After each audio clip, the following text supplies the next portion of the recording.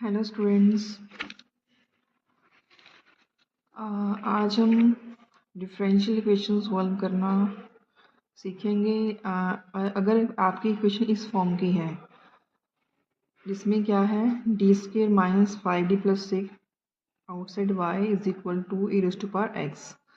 अगर आपके पास ये फंक्शन है, ये जो डिफरेंशियल इक्वेशन है दो तरीक़ों से आपको आ सकती है पेपर में। जैसे कि फर्स्ट आपका ये टाइप थी और सेकंड जो है इसी डी को वो क्या लिख देते हैं D square Y upon D X square. मतलब D means D is equal to क्या आता है डी बाई डी एक्स और D square by D X square. तो जो सॉल्व करना है डिफरेंशियल इक्वेशन को, उसका जो मेथड है इसमें दो तरीक़ों से सोल्यूशन निकलता है। एक होता है कॉम्प्लीमेंट्री सोल्यूशन, एक होता है पर्टिकुलर इंटीग्रल। तो हम दोनों डिस्कस करेंगे। सबसे पहले हम बात करते हैं कॉम्प्लीमेंट्री सोल्यूशन की। अब जैसे ये इक्वेशन आपको दे रखी है, अगर तो ये फॉर्म दे रखी है, पहले आप इसको ऐसे ही कन्वर्ट करोगे डी में। अगर आपको ये दे रखी है तो आप इसको ऐसे ही कन्वर्ट करोगे, अदरवाइज आप यही इक्वेशन को यूज़ करोगे। जैसे हमारे पास गिवन इक्वेशन क्या है, मैंने वो लिख लिया जो गिवन इक्वेशन थी। इसको जब हम इस फॉर्म में कन्वर्ट करते हैं, ये इसकी जो फॉर्म है ये बन जाती है D square minus 5d+6 out in the bracket outside y is equal to 2 e raise to power x. अब इसकी ये जो ऑक्सिलरी इक्वेशन होती है, ऑक्सिलरी इक्वेशन क्या होती है, जो y के कोफिशिएंट्स है, ये जो ब्रैकेट में लिखी हैं, y को कॉमन लिया है बाहर, ये ऑलरेडी आपको दे भी रखा था, बट अगर नहीं दे रखा आपने इसको इसमें कन्वर्ट करना है। इसका हम क्या निकालते हैं, इसको करते हैं इक्वेट टू ज़ीरो। इस फॉर्म को हम क्या बोलते हैं, ऑक्सिलरी इक्वेशन। इस फॉर्म को हम बोलते हैं ऑक्सिलरी इक्वेशन। तो यहाँ से हम क्या करेंगे, यहाँ से हम रूट्स निकालेंगे। आपने रूट्स निकालने हैं, रूट्स सबको आई होप निकालने आते होंगे। तो इसके रूट्स जो बनेंगे वो हमारे बन रहे हैं 2 और 3। ठीक है, 2 और 3 जो हैं उसको हम डिफरेंशियल इक्वेशन में जो नाम दे देते हैं m1 और m2। m1 इसको बोलेंगे 2 को, m2 3। तो दो रूट्स हमारे पास आ गए हैं m1 और m2। तो इसका जो जनरल सोल्यूशन होता है कॉम्प्लीमेंट्री सोल्यूशन, वो ये होता है y is equal to c1 e raise to power m1x। ये जनरल मैंने यहाँ लिखा है, इस तरफ आप ये दे सकते हो। c1 e raise to power m1x plus c2 e raise to power m2x, where m1 and m2 are the roots of auxiliary equation. तो रूट्स हमारे 2 और 3 थे, तो हमने इसकी वैल्यू यहाँ पुट कर देनी है m1 m2 में। तो हमारे पास जो इक्वेशन सोल्यूशन बना CF मीन्स कॉम्प्लीमेंट्री सोल्यूशन। तो c1 e raise to power 2x m1 यहाँ आ गया और m2 की वैल्यू क्या आ गई 3। तो ये आपका सोल्यूशन आ गया कॉम्प्लीमेंट्री।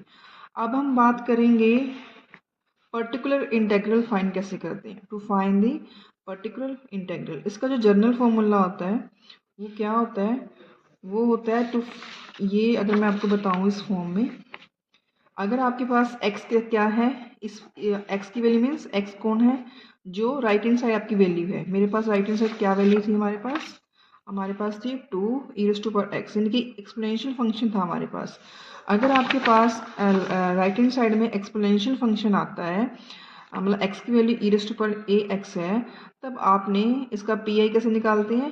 पी आई बेसिकली होता है 1/f(d) F of D into x. X आपका है ई की पावर ए एक्स और डी क्या होगा, जो आपकी ऑक्सिलरी इक्वेशन है वो एफ ऑफ डी होगी आपकी 1/f of D e raise to power x. इसको कैसे लिखते हैं, इसका सोल्यूशन क्या होता है कि जो यहाँ x का कोफिशिएंट है ना a, वो किसको रिप्लेस करेगा, d को। जहाँ जहाँ d होगा वहाँ वहाँ में क्या आ जाएगा, a आपको कुछ भी हो सकता है 2 3 4 5 5x 2x 3x कुछ भी हो सकता है। जैसे हमारे पास अभी है 2x। तो अभी हम क्वेश्चन पे चलते हैं वापस। तो कैसे करेंगे इसको,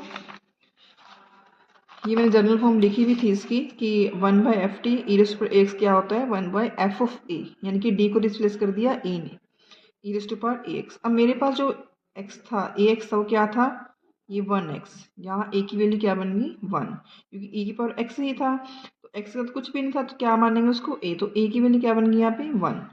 तो ये कांस्टेंट है, कांस्टेंट हमारा आगे आ जाता है 2 आगे आ गया। f ऑफ d क्या था हमारा, जो ऑक्सिलरी इक्वेशन है D square minus 5d+6 right into e raise to power x. अब आपने क्या करना है, इसके अकॉर्डिंग डी को रिप्लेस करना है ए के साथ, यानी कि जहाँ जहाँ डी है वहाँ पे क्या आ जाएगा ए। ए क्या है आपका 1। अब यहाँ पुट कर देंगे values 1 minus 5 into 1 plus 6 this one. इसको सिंप्लीफाई करेंगे, हमारे पास क्या आ गया 1.1 minus 5 plus 6 e raise to power x. ये एज इट साथ में चलता रहता है। 2 इंटू 1/2 बचा, 2 से 2 कैंसिल, हमारे पास ओनली क्या बचा e raise to power x. तो ये इस सोल्यूशन को हम बोलेंगे पर्टिकुलर इंटेग्रल। इसी इक्वेशन का जो हमें गिवन इक्वेशन थी उसका जो सी एफ आया था वो हमारा ये आया था y is equal to c1 e raise to power 2x plus c2 e raise to power 3x। और पर्टिकुलर इंटेग्रल हमारा क्या आया है e raise to power x। तो कंप्लीट सोल्यूशन क्या बनेगा हमारा y is equal to complementary function plus particular integral. यानी कि जो भी आपकी दोनों सोल्यूशन निकले हैं दोनों को लास्ट में हम क्या कर देते हैं ऐड कर देते हैं, प्लस कर देते हैं। तो ये मेरा सी एफ था, मैंने वहाँ से सी एफ लिया, यहाँ लिख दिया, प्लस पी आई क्या था हमारा e raise to power x. तो ये आपका फाइनल सोल्यूशन है इस इक्वेशन को सॉल्व करने का। फाइनल जो आंसर हमारा ये रहेगा। Thank you so much.